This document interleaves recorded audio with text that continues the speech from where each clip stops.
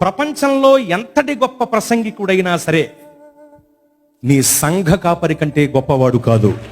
మీకోసం నేను ప్రార్థన చేస్తానా? ఏదో వచ్చాను కాబట్టి ఇప్పుడు ప్రార్థన చేస్తాను కానీ ప్రతిరోజు మీ కొరకు పేరు పేరున నేను ప్రార్థన చేస్తానా? చేయను కదా. ఈ విషయం తెలియక కొంతమంది మా దగ్గరికి వచ్చి, అయ్యగారండి చాలా బాగా చెప్పారు ప్రసంగం, మీ అనుదిన ప్రార్థనలో మా కోసం జ్ఞాపకం చేసుకోండి. అనుదినం నీ దినమేం కదా. అనుదినం నేనే కాదు, ఏ ప్రసంగికుడు నీ కొరకు ప్రార్థన చేయడు. ఏదో ఒకవేళ చేస్తే అందరి కొరకు ఒకటే ప్రార్థన, పప్పును రుబ్బులేసి రుబ్బేసినట్టు. ప్రభువా చాలా మంది ప్రార్థన చేయమని అడిగారు నాయన, కానీ వాళ్ళ పేర్లు నాకు గుర్తులేవు నాయన. నేను మర్చిపోయినా నువ్వు మర్చిపోయే దేవుడివి కాదు నాయన, ఏదో ఒకటి ఇచ్చేయండి నాయన అని ప్రార్థన చేస్తాం తప్ప పేరు పేరున మీ కొరకు శ్రద్ధ కలిగి ప్రార్థన చెయ్యము.